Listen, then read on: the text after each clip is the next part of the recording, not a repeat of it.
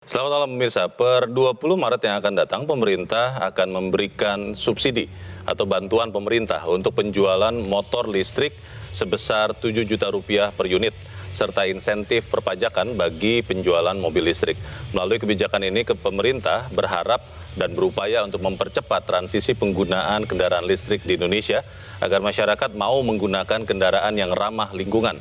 Selain untuk mencapai tujuan bebas emisi, penggunaan kendaraan listrik diharapkan juga dapat mengurangi besarnya beban impor bahan bakar minyak, juga persoalan kelebihan suplai atau oversupply listrik PLN. Namun, apakah dengan adanya subsidi atau insentif atau bantuan pemerintah ini, masyarakat mau menggunakan kendaraan listrik? Dan apakah kendaraan listrik itu layak untuk diberikan subsidi? Pemirsa, topik inilah yang akan kita bahas malam ini bersama saya Leonard Samosir. Inilah Economic Challenges Banjir Diskon Kendaraan Listrik. Untuk bantuan pemerintah pembelian sepeda motor listrik baru sebesar 7 juta rupiah per unit untuk 200.000 unit di tahun 2023. Juga sebesar 7 juta rupiah per motor juga diberikan untuk konversi sepeda motor konvensional berbahan bakar fosil menjadi sepeda motor listrik. Ini sebanyak 50.000 unit di tahun 2023. Insentif untuk mobil listrik ini kita harus lihat ya bahwa sekarang hampir semua negara sudah melakukan, dan pemberian insentif ini dilakukan dengan kalkulasi dan kajian serta mempelajari negara-negara lain utamanya di Eropa.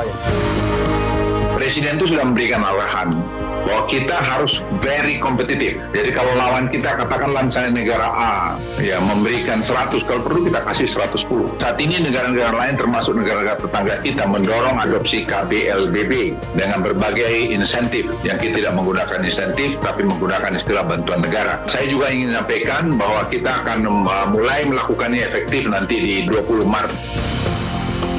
Bahwa ini semua untuk menarik investasi, banyak sekali potensi-potensi dari produsen EV ya, yang akan kita ajak masuk ke Indonesia. Jadi kami percaya dengan adanya program ini akan membuat mereka semakin tertarik.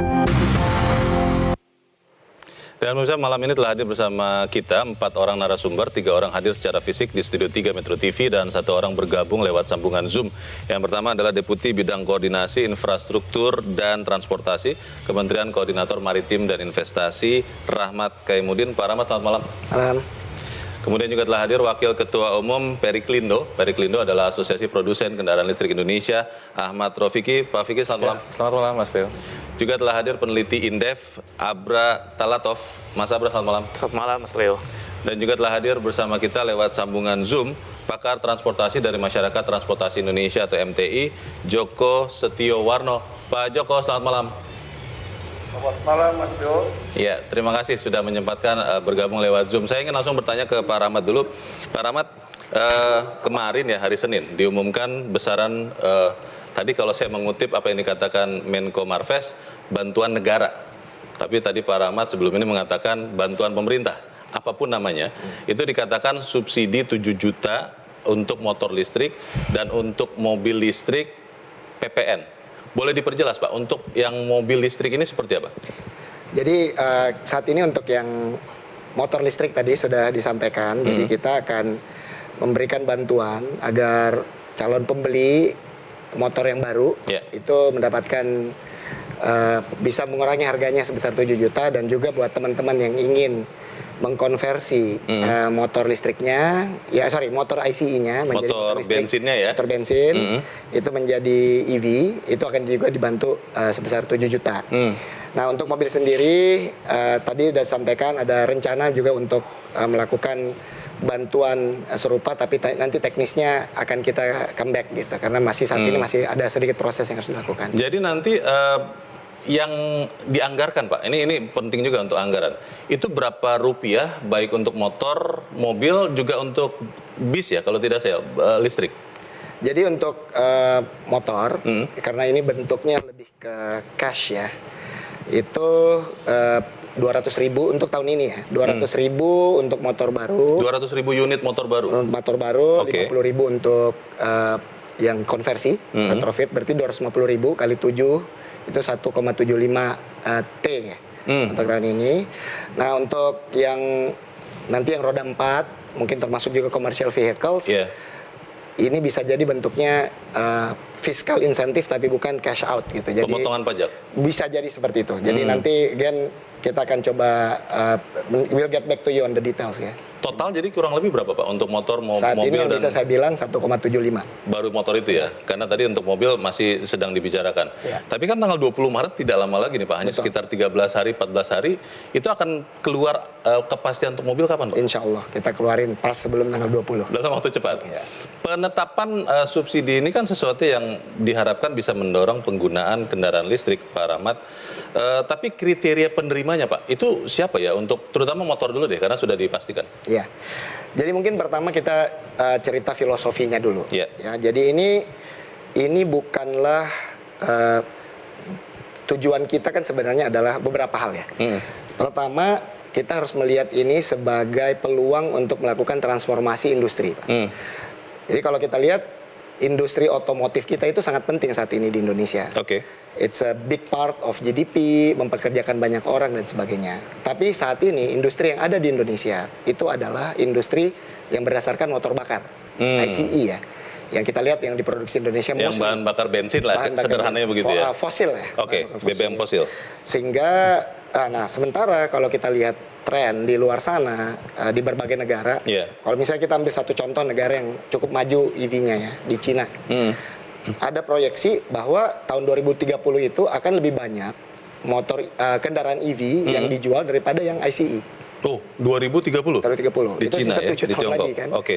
Jadi kebayang, misalnya nih, Indonesia itu tidak melakukan transformasi industri ini. Iya. Pada saat nanti masyarakat kita mau, tapi kita nggak bangun industrinya di sini, Baik. bisa jadi kita akan import. Oke. Jadi itu isu utama. Ya tentunya kita juga tahu bahwa di Indonesia ini kita saat ini memberikan subsidi untuk energi. Ya. Baik itu ya LPG atau juga bensin lah ya. Oke. Bensin, kendaraan BBM.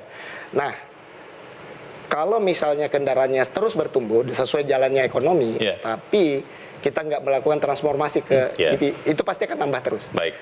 Dan tentunya selain itu, selama yang dibakar itu karbon, keluarnya pasti keluar CO2. Akan tetap kotor ya? Akan udara keluar kita. emisi. Jadi ini hal-hal seperti ini yang kita lihat. Jadi kita ingin mendorong setiap orang yang mengubah perilakunya, dari pengguna ICE menjadi EV, dia sebenarnya membantu hal tersebut. Baik, terima kasih. Terima kasih Pak Rahmat. Pak Vicky, happy dengan insentif ini walaupun angkanya kata Pak Rahmat masih akan diputuskan atau diumumkan tidak lama lagi. Bagaimana Pak? Ya, kami dari Parikindo melihat ini sebagai suatu hal yang positif ya dari sisi pemerintah sebagai regulator memberikan suatu insentif bagi para end user di customer karena dia mendapatkan potongan harga sehingga kita lihat memang perbedaan harga ICE konvensional motor ataupun mobil ini kan perbedaannya sangat tinggi. Nah, dengan adanya program seperti ini kita harapkan meningkatkan keinginan masyarakat untuk mulai beralih karena dengan net zero carbon yang kita bersama cita-citakan di tahun 2060 kita lihat memang ini suatu arah menuju transisi. Baik. Dan kita lihat sendiri secara industri memang kita lihat di Indonesia ini sudah semakin berkembang. Kita lihat bahwa memang sudah banyak khususnya untuk roda 2 beberapa brand yang sudah masuk dan sehingga ini meningkatkan kompetisi antara manufacturer. Pak Vicky, sebenarnya lebih penting mana atau lebih berdampak mana kepada penjualan atau minat orang untuk pakai mobil listrik atau motor listrik?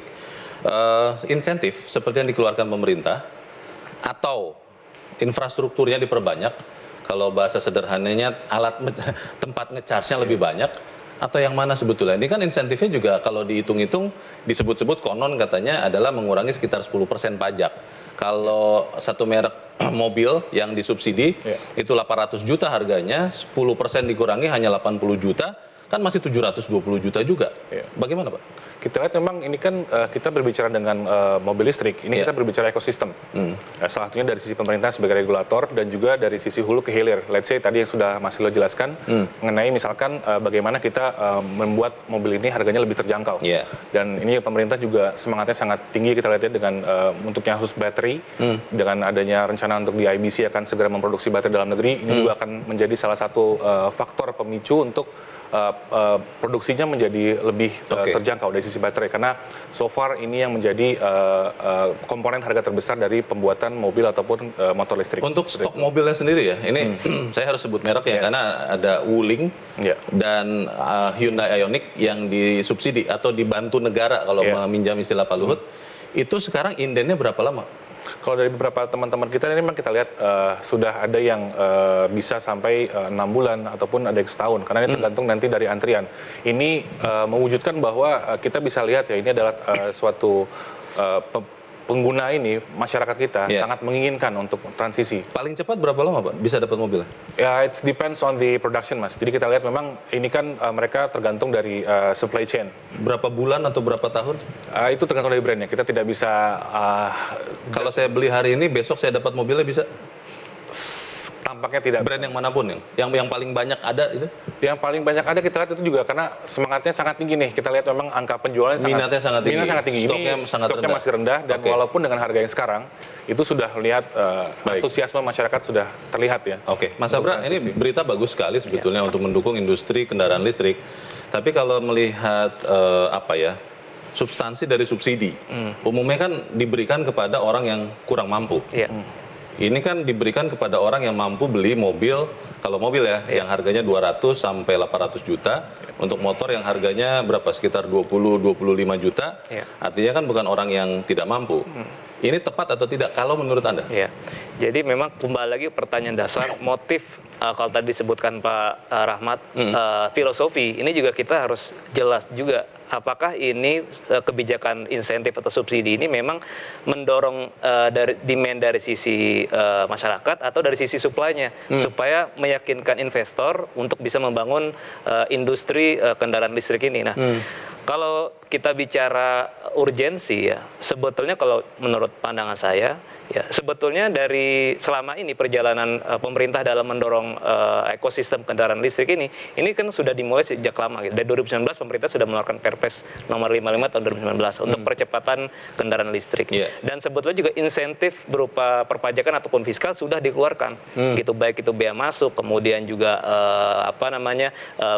bea masuk, kemudian juga pajak PPN dan sebagainya untuk kebutuhan bahan baku dan sebagainya. Itu kurang lebih untuk mobil sudah 35% insentif yang diberikan oleh pemerintah. Untuk motor 18%. Jadi kalau dibilang tidak ada insentif, selama ini sudah ada insentif untuk produsen. Sehingga diharapkan harga jualnya ke konsumen bisa lebih ditekan lagi. Nah, kemudian kedua, rasionalisasi masyarakat untuk menggunakan kendaraan listrik ini dari aspek operasional sehari-hari ini juga sudah tidak bisa dibantah lagi, jauh lebih murah menggunakan kendaraan listrik dibandingkan BBM. Misalnya menggunakan motor listrik ya, kalau per hari itu asumsi 2,2 kWh itu kurang lebih biaya yang dikeluarkan sekitar Rp3.000 lah untuk pengisian listrik. Sedangkan 2,2 liter setara dengan 2,2 kWh itu membutuhkan Rp22.000 untuk menggunakan Pertalite. Artinya masyarakat sudah bisa menilai ya, menggunakan motor listrik ini seperlimanya daripada biaya untuk menggunakan motor berbasis BBM. Nah, tetapi kan yang menjadi persoalan, kenapa efisiensi dari operasional itu tidak juga menarik minat masyarakat untuk menggunakan motor listrik? Artinya kan ada pertanyaan besar nih, apakah dari aspek masih adanya ketidakpercayaan masyarakat terhadap kualitas kendaraannya, produknya dulu, terutama baterai, karena masih ada sanksi atau pertanyaan mengenai ketahanan baterainya, keandalannya, dan juga termasuk infrastrukturnya. Pertanyaan itu harus ditahan dulu karena kita harus jeda dahulu, dan pemirsa tetap bersama kami. Economic Challenges segera kembali.